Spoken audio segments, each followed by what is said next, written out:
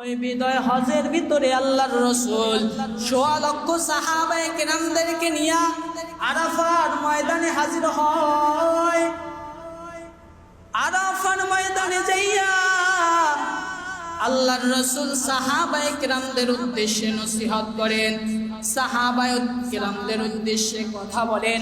সাহাবায়ে কেরামদেরকে ডেকে ডেকে বলে, সাহাবায়ে কেরাম তোমরা দুইটা জিনিস আঁকড়াইয়া ধরবা, কখনো পথ ভ্রষ্ট হইবা না, কখনো গোমরাহ হইবা না।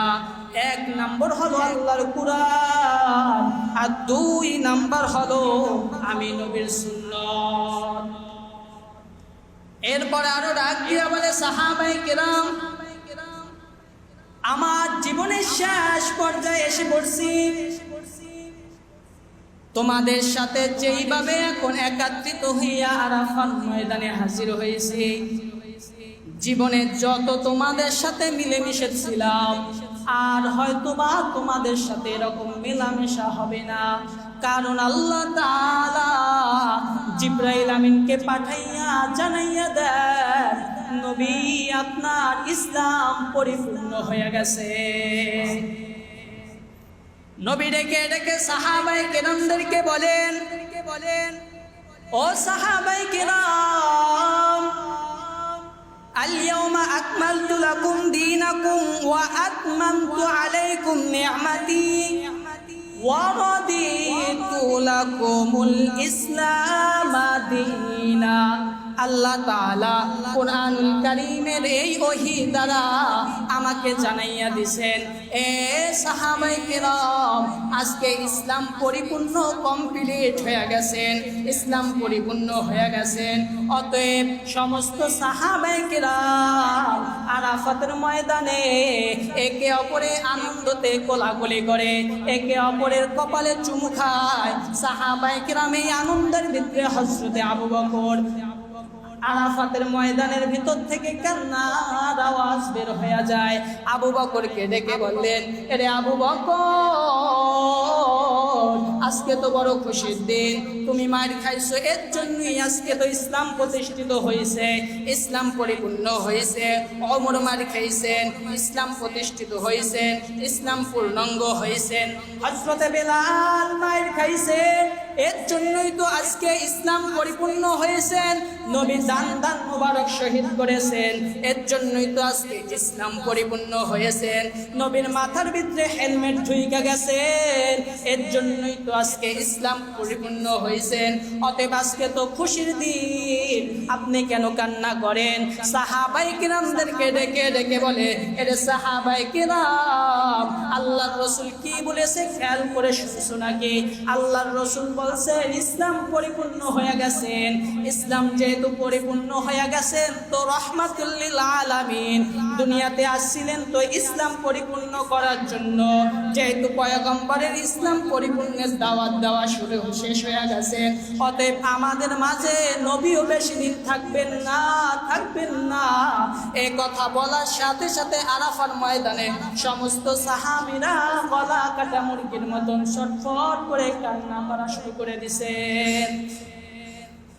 আল্লাহর রাসূল আরাফাতের ময়দান থেকে হজ শেষ করে মদিনায় চলে যান।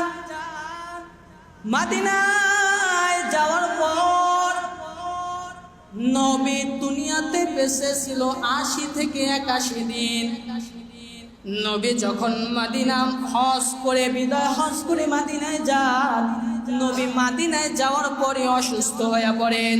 নবী আগেই তো বইলা রাখছেন, সাহাবায়ে কেরাম আর হয়তো তোমাদের সাথে এরকম মিলন মেলা হবে না। আল্লাহর রাসূল যখনই মদিনায় প্রবেশ করছেন, মদিনায় যাওয়ার পরই আল্লাহর রাসূল অসুস্থ হয়ে গেছেন। নবী অসুস্থ হয়ে যাওয়ার পর ৮০ থেকে ৮১ দিন দুনিয়াতে বেঁচে ছিল। নবী দুনিয়া থেকে চলে যান ১২ই রবিউল আউয়াল রোজ সোমবার। চাঁদের আগে চাঁদের সময় জোহরের আগার মুহূর্তে যখন নবী ইন্তেকাল হয়, মদিনার জমিনে খোঁজ খবর লেগে যায়, মদিনার ভিতরে ছড়াইয়া যায় নবী দুনিয়াতে নাই। ভাই নবী দুনিয়ার থেকে চইলা গেছেন, মক্কায় চইলা গেছেন। খবর মক্কার ভিতরে সমস্ত মানুষও গলা কাটা মুরগির মতন চিল্লাইতেছেন, মাদিনার ভিতরেও সমস্ত মানুষ গলা কাটা মুরগির মতন চিল্লাইতেছেন, কান্না করতেছেন। সাহাবায়ে কেরামরা সব শুইনা বেহুশ হয়ে গেছেন কান্না করতে করতে। এমন তো অবস্থায় হযরতে আবু বকর, আল্লাহর রাসূলের বাড়ি ছিল না, হযরতে আবু বকর ছিল তার বাসার ভিতরে। আল্লাহ তাআলা যে কোনো কারণে আবু বকরকে দূরে সরাইয়া রাখছেন, কারণ আল্লাহ জানেন আবু বকর যদি আল্লাহর রাসূলের মৃত্যুর সময় ধারে থাকেন, হযরতে আবু বকর সইতে পারবে না, সইতে পারবে না। এর জন্য আল্লাহ তাআলা আবু বকরকে তার বাড়ির ভিতরে রেখেছেন। লা ইলাহা ইল্লাল্লাহ, লা ইলাহা ইল্লাল্লাহ, লা ইলাহা ইল্লাল্লাহ, লা ইলাহা ইল্লাল্লাহ, লা ইলাহা ইল্লাল্লাহ, লা ইলাহা ইল্লাল্লাহ, লা ইলাহা ইল্লাল্লাহ, মুহাম্মাদুর রাসূলুল্লাহ सल्लल्लाहु अलैहि वसल्लम। तकबीर में कलमा में नमाज़ों में अज़ा में, तकबीर में कलमा में नमाज़ों में अज़ा में, है नाम इलाही से मिला नाम मुहम्मद, है नाम इलाही से मिला नाम मुहम्मद। फरमाते हैं आदम को मुझे खुल्द दरी में, फरमाते हैं आदम को मुझे खुल्द दरी में, लिखा हुआ तो बाब मिला नाम मुहम्मद, लिखा हुआ तो बाब मिला नाम मुहम्मद। है मीम महबूब मुतलक का इशारा, है मीम महबूब मुतलक का इशारा, फिर क्यों न हो महबूब खुदा नाम मुहम्मद,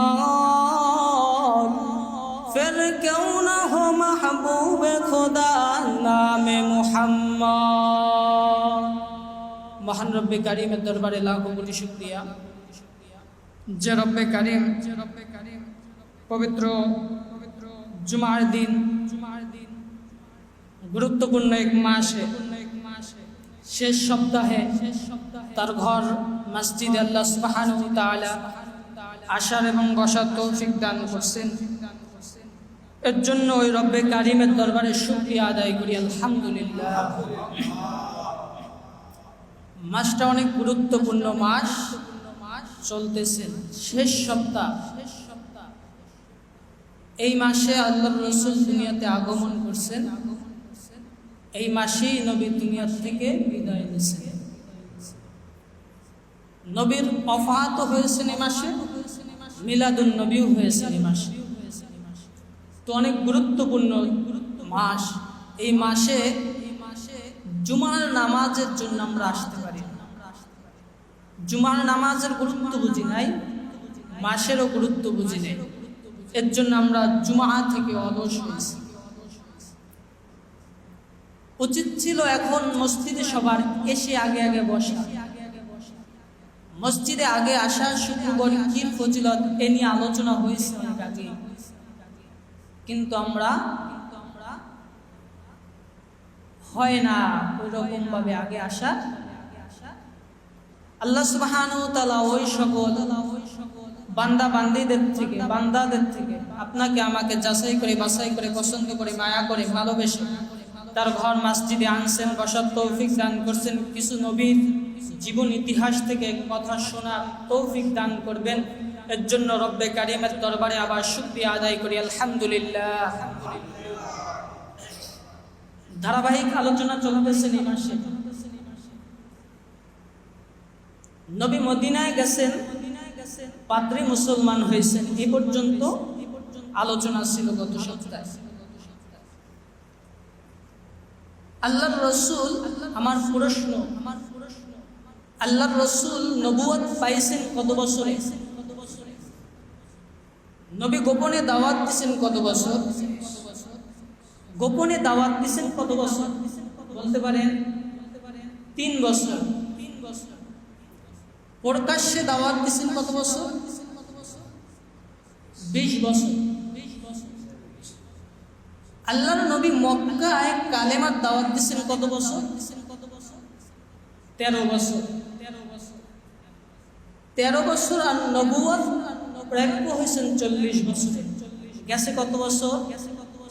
53 বছর গেছে। 53 বছরের পর আরো তো 10 বছর আছে। 63 বছরে আরো 10 বছর। এই 10 বছর আল্লাহর নবী কোথায় কাটাইছেন? মদিনায়। আল্লাহর নবী মদিনায় যে সময় হিজরত করছে, পৃথিবীতে সর্বপ্রথম মসজিদ হয়েছেন কোনটা বলতে পারেন আপনারা? মসজিদে কুবরা। নবী হিজরত চলাকালীন কুবরা নামক এক স্থানে সে একদিন আশ্রয় নিয়েছিল। ওই জায়গায় আল্লাহর রাসূল প্রথমেই ওই একদিন সফরে একটা মসজিদ ওখানে নির্মাণ করেছেন। এরপর যখন মদিনায় যায় রাসূল, মদিনার ভিতরে ঢুকেন, তো ওই সময় মদিনার ভিতরে কোনো মসজিদ ছিল না। নবী মসজিদ বানানোর জন্য, নির্মাণ করার জন্য জায়গা ক্রয় করবেন, জায়গা খুঁজতেছেন। কিন্তু যে জায়গা সাহাবা একরামরা দেখান, ওই জায়গা আল্লাহর রাসূলের পছন্দ হয় না। আল্লাহর রাসূলকে সাহাবা একরাম বিভিন্ন জায়গা দেখাইছে, পছন্দ হয় না। আল্লাহর রাসূল বলেন, সাহাবী আমার মদিনার একটা জায়গায় পছন্দ হয়েছে, যেই জায়গায় আমার বহনটা এসে সর্বপ্রথম বসছিল, যেই জায়গায় আমার পুত্রটা এসে বসছিল, ওই জায়গাটাই আমার পছন্দ হয়েছে। আল্লাহর রাসূলের কথা অনুযায়ী সাহাবায়ে কেরাম ওই জায়গার মালিককে জিজ্ঞাসা করলেন। হযরত আবু বকর আল্লাহর রাসূলের হিজরতের সাথী ছিলেন নাকি? নবীর যত হিজরত হয়েছেন সব হিজরতের সাথী ছিলেন হযরতে আবু বকর। ওই আবু বকরকে বললেন, নবী তুমি দেখো এই জায়গাটা কার, আমি এই জায়গায় মসজিদ নির্মাণ করতে চাই। হযরতে আবু বকর খোঁজ লাগাইয়া জানতে পারে ওই জায়গাটা দুইজন এতিম বালকের, বালক দুইটাকে আল্লাহর রাসূলের সামনে হাজির করলো। আল্লাহর রাসূল তাদেরকে তাদের জায়গার যে পরিমাণ অর্থ, ওই পরিমাণ অর্থই দিয়েছেন, তাদের উপরে জুলুম করেন না। আল্লাহর রাসূল ওই জায়গা ক্রয় করিয়া মসজিদে নববী তৈরি করছে। মসজিদে নববী কেমন গুরুত্বপূর্ণ মসজিদ! যেই মসজিদে নববী 1 রাকাত নামাজ পড়লে আল্লাহ তাআলা 1000 রাকাত নামাজের সওয়াব দান করেন। জোরে বলেন সুবহানাল্লাহ। কত রাকাত নামাজের সওয়াব পাওয়া যায়? 1 রাকাত পড়লে 1000 রাকাত নামাজ পড়ার সওয়াব পাওয়া যায়। এমন দামি যে ঘরটা সর্বপ্রথম নির্মাণ করা হয়েছিল খেজুর গাছ আর কাঁচা ইট দ্বারা তৈরি করা, উপরে ছাদ হয়েছিল খেজুর গাছের পাতা দ্বারা। আল্লাহর রাসূল ওই সময় মসজিদে নববী হওয়ার পরেও কিছুদিন বাইতুল্লাহর দিকে ফিরে নামাজ পড়েন নাই। আল্লাহর রাসূল বাইতুল মুকাদ্দিসের দিকে ফিরিয়া ফিরিয়া নামাজ পড়ছেন।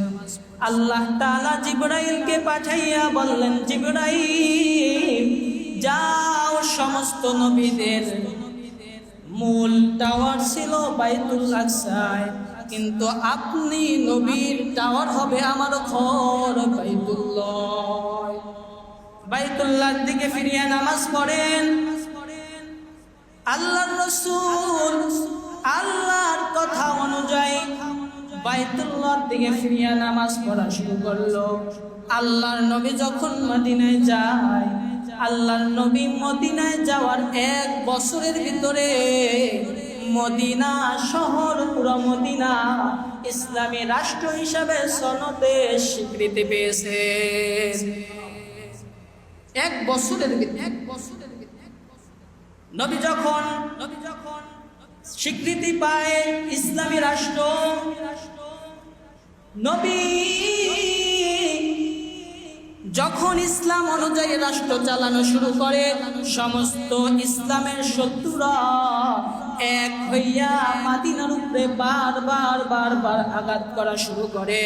আল্লাহর নবী আল্লাহ তাআলার হুকুমে ওই মদিনা মনোয়ার থেকে আল্লাহর রাসূলের নেতৃত্বে বদরের যুদ্ধ শুরু হয়। আর ওই বদরের যুদ্ধের ভিতরে 313 জন সাহাবায়ে কেরাম থাকেন। ওই 313 জন সাহাবায়ে কেরামদের নিয়ে বদরের যুদ্ধে বিজয় লাভ করে ফিরে আসে। এরপরেও কুরাইশরা বারবার মদিনার দিকে আঘাত করতে থাকেন, মদিনার উপরে আক্রমণ করতে থাকেন। আল্লাহর রাসূল বদরের যুদ্ধের পরেও অনেক যুদ্ধ করেছেন। সব যুদ্ধের কথা বলা যাবে না, কারণ সময় অল্প। অনেক যুদ্ধ করেছেন। আল্লাহর নবীর একটা চুক্তি ছিল মদিনার মুসলমানদের সাথে আর মক্কার কুরাইশদের সাথে। মক্কার কুরাইশদের সাথে চুক্তি ছিল শান্তমূলক চুক্তি, সান্ত্বনামূলক চুক্তি।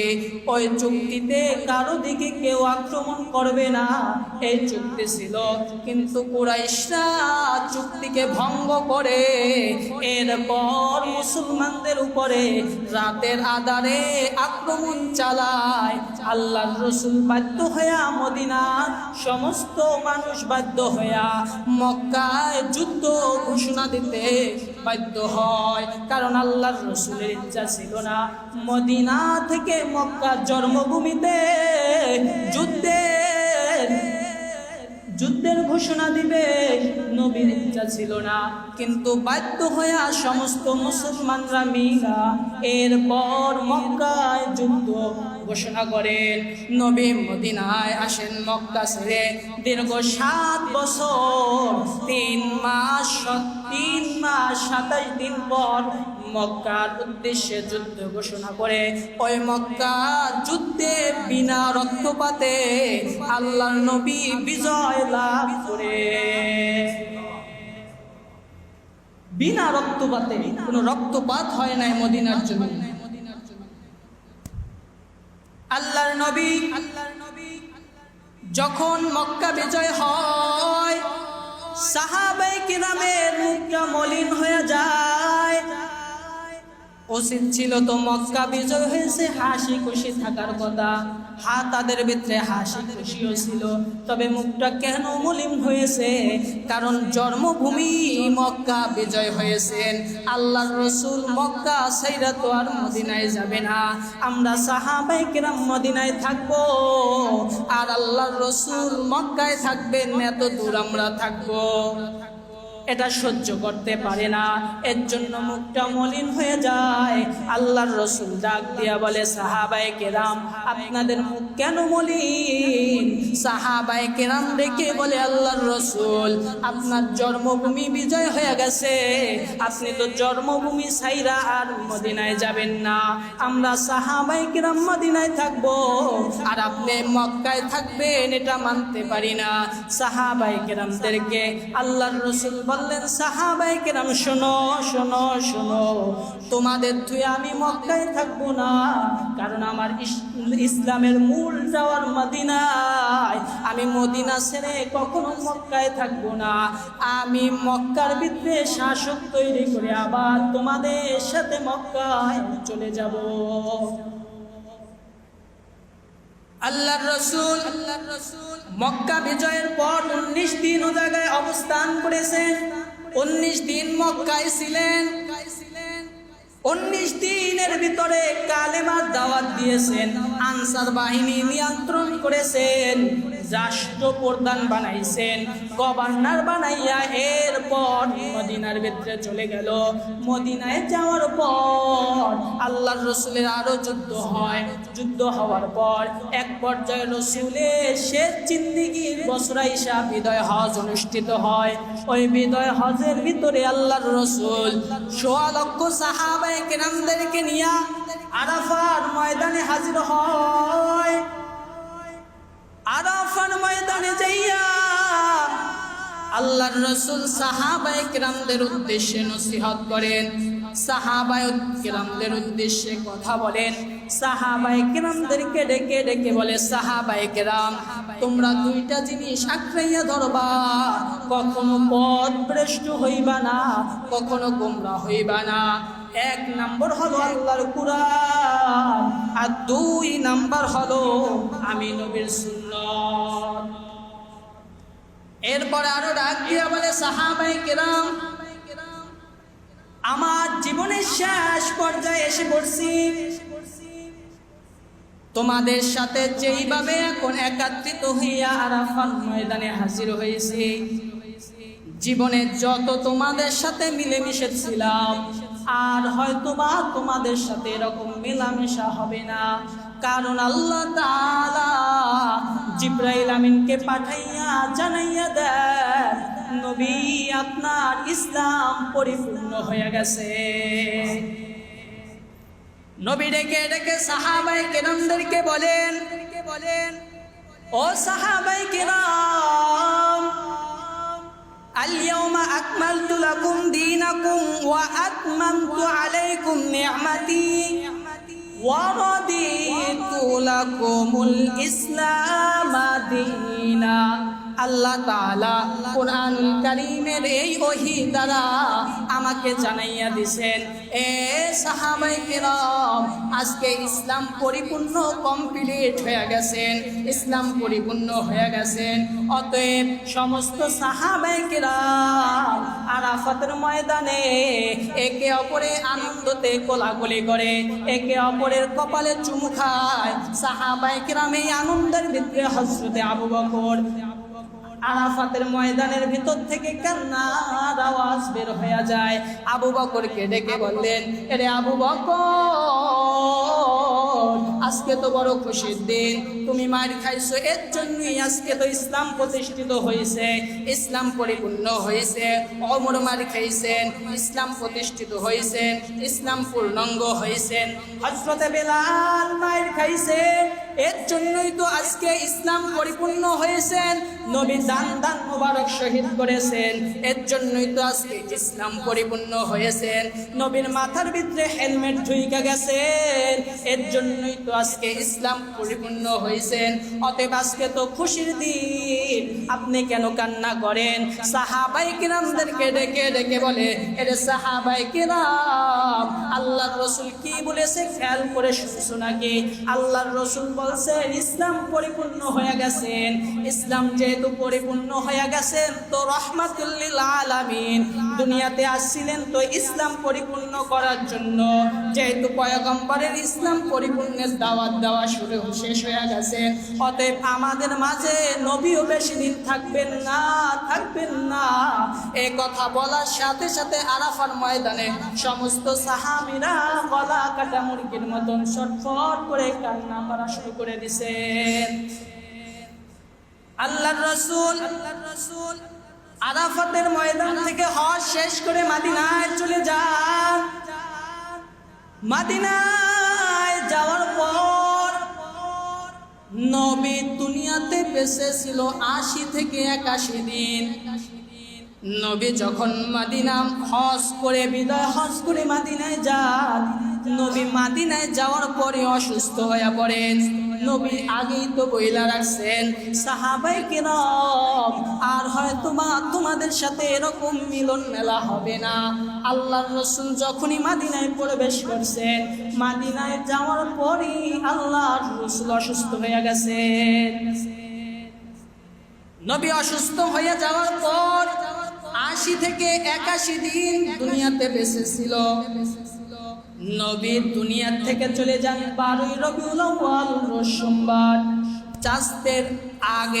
চাঁদের সময় জোহরের আগাগ মুহূর্তে যখন নবী ইন্তেকাল হয়, মদিনার জমিনে খোঁজ খবর লেগে যায়, মদিনার ভিতরে ছড়াইয়া যায় নবী দুনিয়াতে নাই, নবী দুনিয়ার থেকে চইলা গেছেন। মক্কায়ও চইলা গেছেন খবর। মক্কার ভিতরে সমস্ত মানুষও গলা কাটা মুরগির মতন চিল্লাইতেছেন। মদিনার ভিতরেও সমস্ত মানুষ গলা কাটা মুরগির মতন চিল্লাইতেছেন, কান্না করতেছেন। সাহাবায়ে কেরামরা সব শুইনা বেহুশ হয়ে গেছেন কান্না করতে করতে।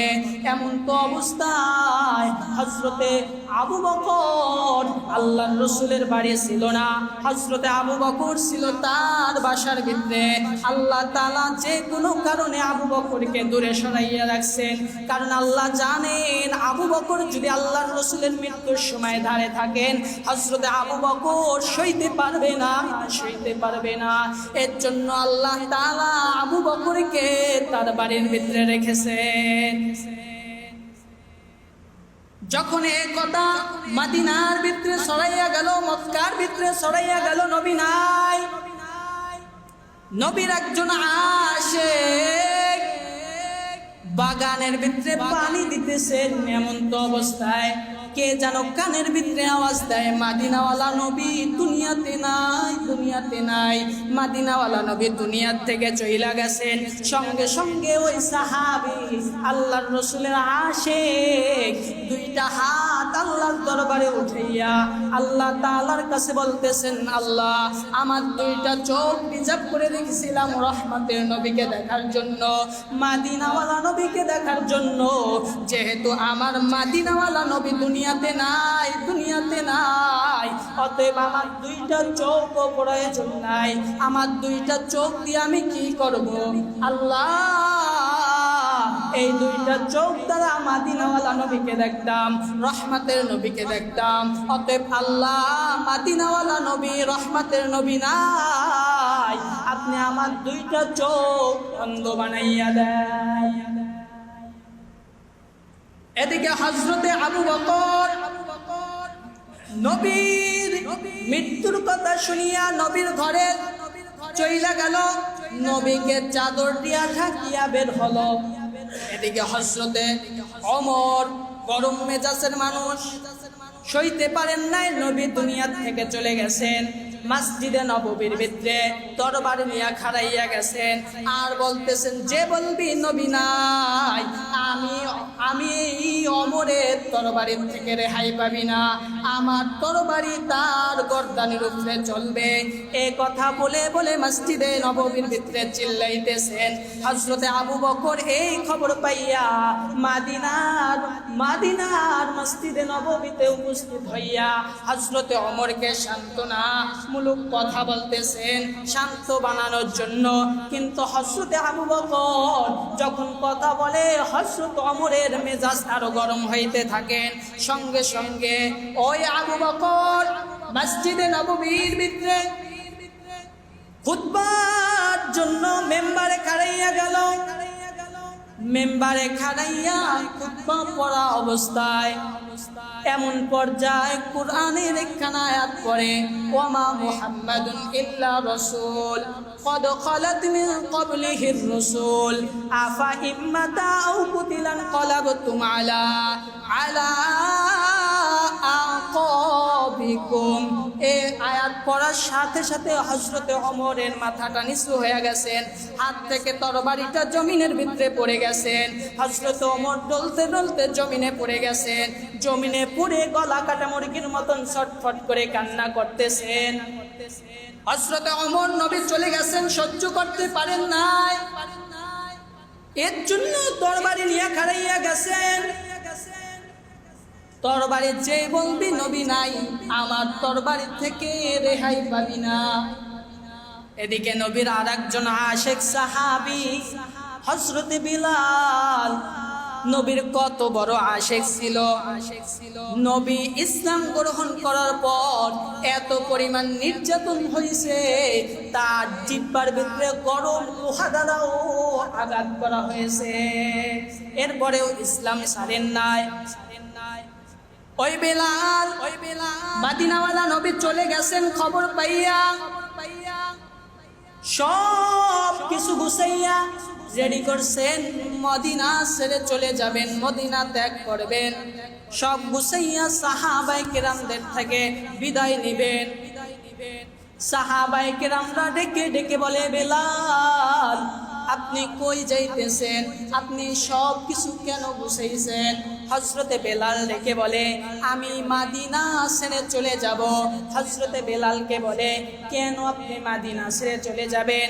বলে, আমি কার জন্য মদিনায় থাকব, কি জন্য মদিনায় থাকব, মদিনায় থেকে কি করব, কার জন্য মদিনার গলিতে ঢুকবো? হযরতে বেলালের এই কথায় সাহাবায়ে কিরাম বলেন, এ বেলাল, তোমার দাদাও ছিল অন্যের কাজ করেছেন, তোমার বাবাও অন্যের কাজ করেছেন, তুমিও অন্যের গোলাম ছিলা, তোমার বাবাও গোলাম, দাদাও গোলাম, তুমিও গোলাম ছিলা। যখন ইসলাম গ্রহণ করো, রহমতের নবীর সোহবতে আইসা রহমতের নবীর সাথে সাথে ঘুরছো, রহমতের নবীর সাথে থাকছো, রহমতের নবীর সাথে সাথে সব কিছু করছো, নবীর সাথে ঘুরছো। এ বেলাল, যখন তোমার অর্থের প্রয়োজন হইতো নবীর কাছে চেয়ে চেয়ে নিতা, যেহেতু নবী দুনিয়ার থেকে চলে গেছে, তুমি ভাবছো আমাকে কি অর্থ দিবে, এর জন্য তুমি মদিনা ছেড়ে চলে যাইতেছো। হযরতে বেলাল বলে, না, আমি এর জন্য মদিনা ছাড়তেছি না, আমি মদিনা ছাড়ি কার জন্য? আমি মদিনায় থাকবো। মদিনার যখন আল্লাহর রাসূল হাঁটতো, মদিনার অলি গলিতের ভিতরে বড় বড় পাথরগুলো আমি বেলাল সরাইয়া দিতাম। কাফের বেদিনেরা যখন ময়লা ফালাইতো, ময়লাগুলো সরাইয়া দিতাম, কাটা ফালাইতো, কাঠাগুলো সরাইয়া দিতাম। আমি কার জন্য কাটা সরাবো, কার জন্য পাথর সরাবো, কার জন্য ময়লা সরাবো? আমি যখন মসজিদে নববীর ভিতরে যাইতাম, নবী যখন মসজিদে নববীতে ঢুকতো, নবীর জুতা মোবারক দুইটা একটার সাথে কইরা আমার ভূগোলের নিচে নিয়া আমাকে আমি সান্ত্বনা দিতাম। এখন আমি কার জুতা নিয়ে সান্ত্বনা দিব, কার জুতা মোবারক নিয়া? আমার তো কিছুই নাই, তো আমি এখন কির জন্য মদিনায় থাকবো? আমি মদিনা ছেড়ে চলে যাব। হযরতে বেলাল মদিনা ছেড়ে সিরিয়ার দামেস্কের ভিতরে চলে গেল। দীর্ঘ 6 মাস কেটে গেল। আল্লাহর রাসূল হযরতে বেলালকে স্বপ্নের ভিতরে দেখায়, এরে বেলাল বল, আমি কি অপরাধ করলাম, কি দোষ করলাম যার কারণে আমি মুহাম্মদকে ভুইলা গেলি, নবীকে ভুইলা গেলি? বল আমার দোষ কি, যার কারণে একবারও আমি নবীকে স্মরণ করো না, আমি নবীর রওজা দেখার ইচ্ছা জাগে না? বল আমি কি অপরাধ করলাম? হযরতে বেলালের ঘুম ভেঙে গেছেন। হযরত বেলাল ওই সময় মদিনার উদ্দেশ্যে রওনা করছেন। যখন মদিনার গলিতে হযরতে বেলাল ঢুকছেন, ছোট ছোট বাচ্চারা মা বাবাকে ডেকে ডেকে বলে, মা, ও বাবা, হয়তোবা কিছুদিনের ভিতরে আবার রহমতের নবী মদিনায় আসবে। মা বাবা জিজ্ঞাসা করে, তোমরা কিভাবে বুঝলা? হযরতে বেলাল মদিনায় আগমন করছে, এর জন্য আমরা বলছি ও মা, হযরতে বেলাল যখন আসছেন তলে নবীও দুনিয়াতে আসবেন, নবী আবার মদিনায় আসবেন। এই কথা বলার পর মদিনার ভিতরে খোঁজ খবর লেগে গেল, সবার কাছে পৌঁছাইয়া গেল। হযরতে বেলাল মদিনার গলিতে পা রাখছেন, হযরতে বেলালকে দেখার জন্য সমস্ত সাহাবায়ে কেরাম হযরতে বেলালকে এক নজর দেখার জন্য উপস্থিত হইলেন।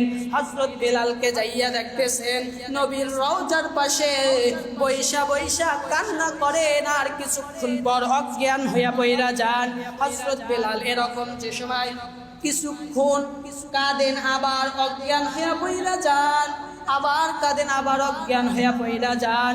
সাহাবায়ে কেরামরা হযরত বেলালকে বলে, এ বেলাল, তুমি মদিনাওয়ালা, নবীও চইলা গেলে, তুমিও চইলা গেলা, নবী চইলা গেছে বড় এক দুঃখ, তোমাকেও আমাদের সাথে রেখেছিলাম বড় আপন ভেবে, তুমিও তো আমাদের একজন আপন ছিলা, তুমিও মদিনা থেকে চইলা গেছো, দেখো আমাদের কত দুঃখ। মদিনাওয়ালা নবী চইলা গেছেন, ওই দিন থেকে মসজিদে নববীতে তোমার সুরের আজান শুনি না, তোমার সুরের আজানের মতো মজাও পাই না। হযরত বেলালকে বললেন, বেলাল, আজকে মসজিদে নববীতে তুমি আজান দিবা। হযরতে বেলাল বলে, না, আমি সহ্য করতে পারবো না, আমি আজান দিতে পারবো না। সাহাবায়ে কেরাম অনেক আকুতি মিনতি করার পরেও হযরতে বেলাল আজান দেয় না। সাহাবায়ে কেরামরা বললেন, হাসান হুসাইন কই, খবর লাগাও, হাসান হুসাইনকে আনো। যদি হাসান হুসাইন বলে, হযরতে বেলাল একবারের জন্য না বলতে পারবে না। হযরতে হাসান হুসাইনকে খুঁজে বেলালের কাছে নিয়ে আসলো। বেলাল কান্না করতেছেন, এমন তো অবস্থায় বেলালের জামা ধরে ধরে কান টানে আর বলে, নানার মুয়াজ্জিম, আমরা কি অপরাধ করেছিলাম বলো? মায়ার নবীও দুনিয়া থেকে চলে গেল, আর তুমিও মদিনা থেকে চলে গেলা, বলো আমরা কি অপরাধ করলাম? ছোট ছোট হাসান হুসাইন যখন চক্ষু দুইটা মেলে, হাসান হুসাইনকে দেখার সাথে সাথে হযরত বেলাল কুলের ভিতরে টেনে নেয় আর ডেকে বলে, এ হাসান হুসাইন, তোমাদের দুইজনের চেহারার ভিতরে আমি রহমাতুল লিল আলামিনের চেহারা দেখতে পাই, কারণ রহমাতুল লিল আলামিনের চেহারার সাথে হযরতে হাসান হুসাইনের চেহারার সাথে মিল ছিল। যখন হাসান হুসাইন বলে, নানার মুয়াজ্জিন, আজকে মসজিদে নববীতে তুমি একটু আজান দাও, বড় মনে চায়।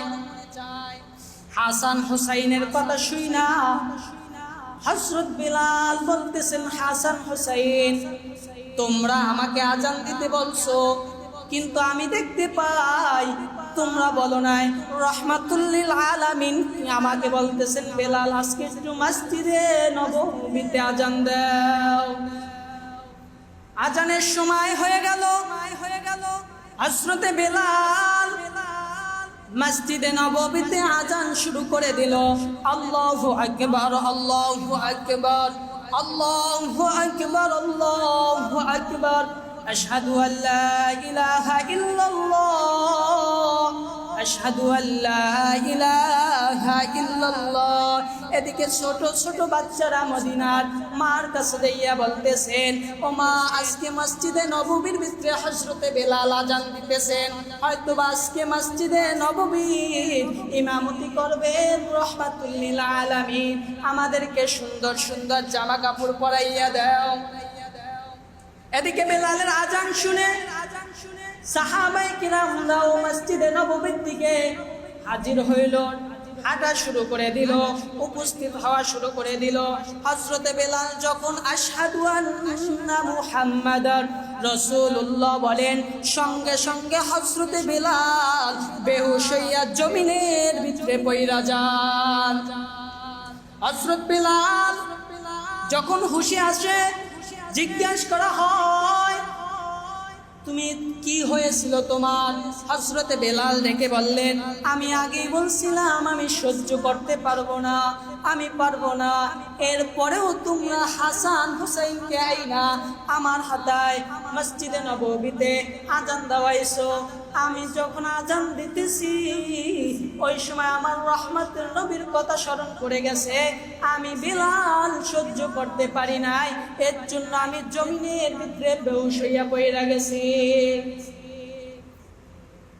নবীর কত বড় আশিক ছিল, আর আমরাও কত বড় আশিক। আজকে নবীর আশিক দাবি করি, কিন্তু রসুলের সুন্নত আমাদের ভিতরে নাই, ঠিক কিনা? আছে সুন্নত, আদর্শ নাই। আল্লাহর নবীর কথার মতন মাধুর্য কথা নাই। আল্লাহর নবী তো কথার মাধুর্যর শিক্ষক ছিলেন কি ছিলেন না? আমাদের ভিতরে ইসলাম বলি, নবীকে মানি, আল্লাহকে মানি, কিন্তু মুখে স্বীকার করি, কিন্তু আমাদের 3.5 হাত বডির ভিতরে রসুলের সুন্নত নাই। আল্লাহ যা বলছেন তা মানি না, ঠিক কি? এর জন্য নবীর আশিক হইতে হবে, আশিক হইয়া কবরে যাইতে হবে। হবে কি হবে না? আল্লাহ সুবহানাহু ওয়া তাআলা যতটুকু আলোচনা হইছেন আমলের ন্যায়তে শুনছেন। যদি কেউ আমলের ন্যায়তে নাও শোনেন, খাঁটি আমলের ন্যায়তে বইলা নেন, নিয়ত কইরা নেন, আমলের ন্যায়তে শুনছি একটু, তো কামিয়াব হবেন, নয়তোবা কামিয়াব হবেন না। আল্লাহ সুবহানাহু ওয়া তাআলা যতটুকু আলোচনা করেছি, এই আলোচনার ভিতরে যা শিক্ষামূলক আছে, এই শিক্ষামূলকগুলো আমাদের ভিতরে আল্লাহ সুবহানাহু ওয়া তাআলা ভালোবাসা পয়দা করে দেব। ওই শিক্ষামূলক কথাগুলো আমাদের মানার মতন তৌফিক দান করুক, রসুলের আদর্শ অনুযায়ী চলার তৌফিক দান করুক। রসুল যেরকম পথ দেখাইছেন ওইভাবে পথে চলার তৌফিক দান করুক। আমিন। ওয়া আখিরি দাওয়ানা আলহামদুলিল্লাহি রাব্বিল আলামিন।